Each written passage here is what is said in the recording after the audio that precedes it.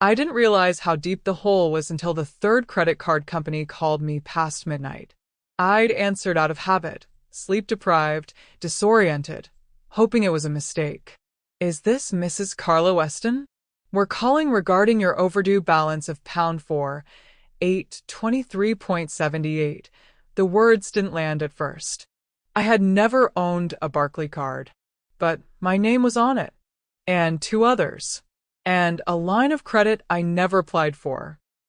It took another week, a spreadsheet, and a friend's contact in banking before I pieced it all together. 17 open accounts, all in my name.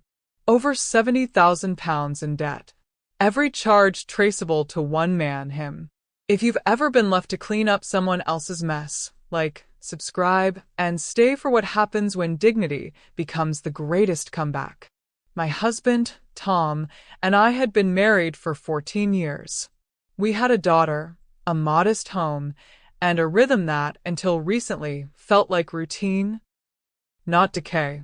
He traveled often for training seminars and team retreats. I stayed behind, running the schedules, the school pickups, the meals, the life. It wasn't perfect, but I thought it was functional. What I didn't know was that the credit cards, the loans, the withdrawal of equity against our home, were all part of a life I hadn't been invited to join. One with another woman, another city, and a version of Tom who could pretend responsibility was someone else's burden. I confronted him after work. He didn't deny it. Not the affair. Not the debt. Not even the fact that he'd used my identity to fund weekends away with her. What he did do was shrug. "You'll figure it out," he said. "You always do."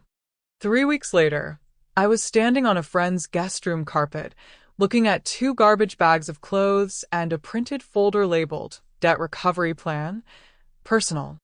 He kept the house, the car, the savings. I kept the name, the damage, and a daughter who'd watched her father lie with calm precision. But this wasn't rock bottom. The first days felt like a free fall. The mind does strange things when survival kicks in, not grand gestures, but small, erratic calculations. How long can I stretch this box of cereal? Can I avoid the water bill another week? What do I tell my daughter when she asks why we aren't going home? I remember sitting on a park bench outside the community center, trying to call the debt helpline again. The line kept dropping.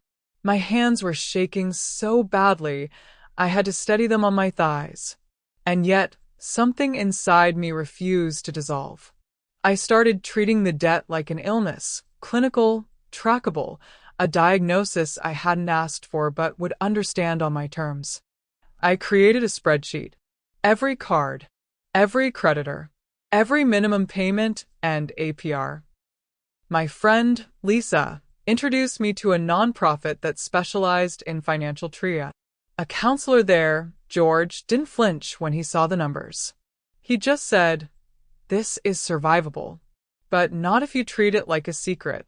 That sentence landed harder than any bill, because secrecy was the shadow of my marriage. Everything I hadn't said, everything I let go unchallenged.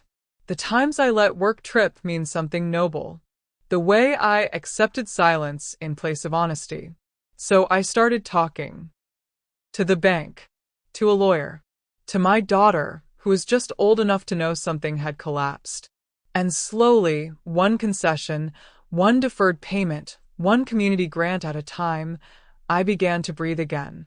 At night, after my daughter fell asleep, I would sit at the tiny desk in our temporary room and open a blank document. Not for numbers, for feelings, for questions I had no answers to yet. Writing became a quiet ritual, somewhere between a confession and a blueprint.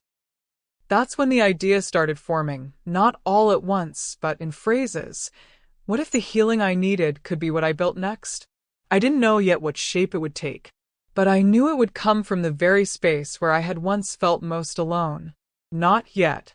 That came when I realized how deeply I'd built my identity around someone else's comfort, and how urgently I needed to dismantle it. It started with a borrowed laptop and a single search phrase, trauma-informed healing for betrayal. I wasn't looking to become an entrepreneur. I was looking to make sense of the emotional wreckage I was wading through. But the more I read, the more I realized I wasn't alone. There were women in forums, in articles, in voice notes and chat rooms, each of them circling the same wound with different names and stories. We weren't just victims of financial deceit or infidelity. We were survivors of emotional erasure. Slowly, I began to speak into that space. I signed up for a low-cost online trauma training. It wasn't glamorous, clunky video calls, PDF modules, case studies in .doc format, but it gave me language for things I'd only ever felt.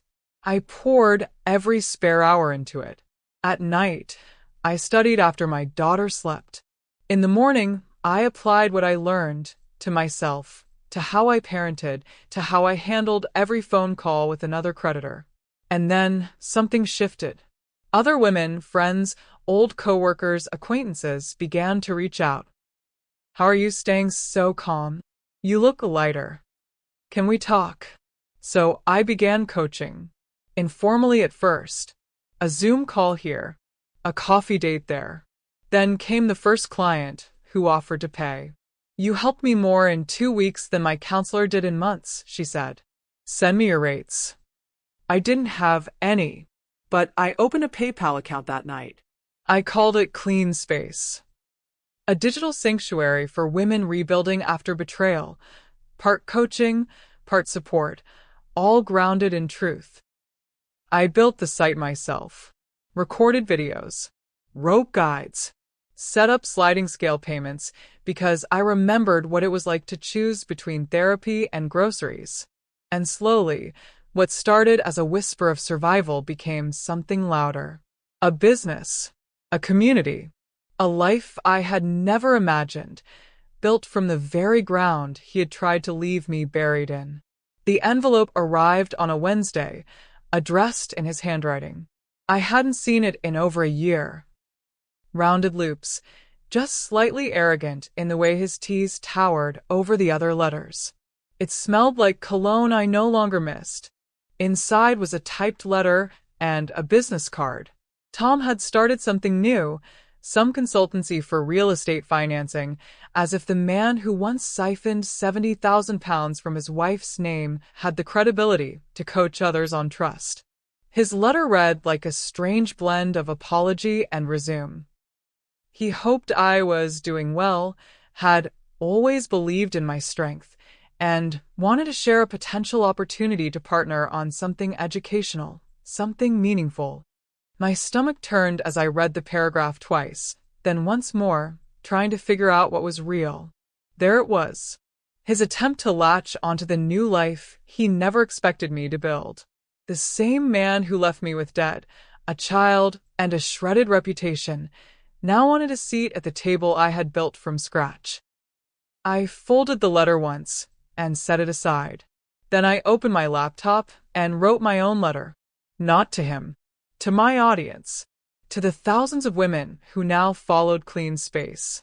I told them about the man who once drained me, not just of money, but of self, and how his letter wasn't a door reopening. It was proof of how far I'd come, because power doesn't always show up as vengeance. Sometimes it arrives as restraint. I never replied to him, not because I couldn't, but because nothing I could say would match the silence of being entirely, beautifully unreachable. Instead, I launched a new workshop, Reclaiming Your Voice After Financial Betrayal. We had 800 signups in a week. And just like that, I realized something else. Closure isn't a conversation. It's a boundary.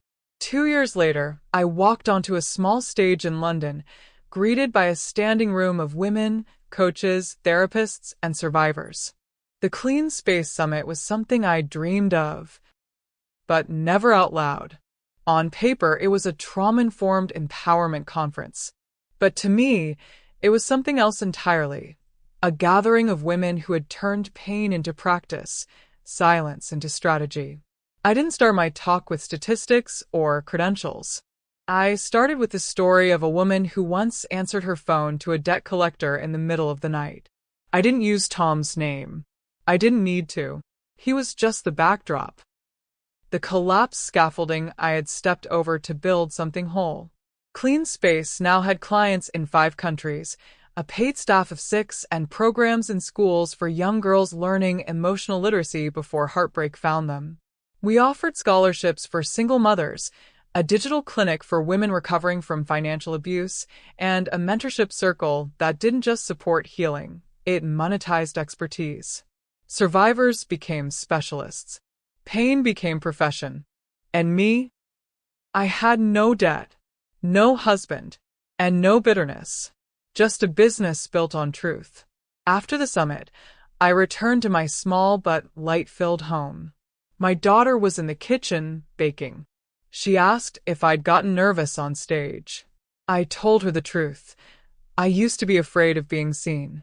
Now I'm more afraid of disappearing again. She smiled and handed me a slice of cake, chocolate, messy, perfect. I sat down, took a bite, and looked around the room. And for the first time in years, I didn't feel like a survivor. I felt like a founder.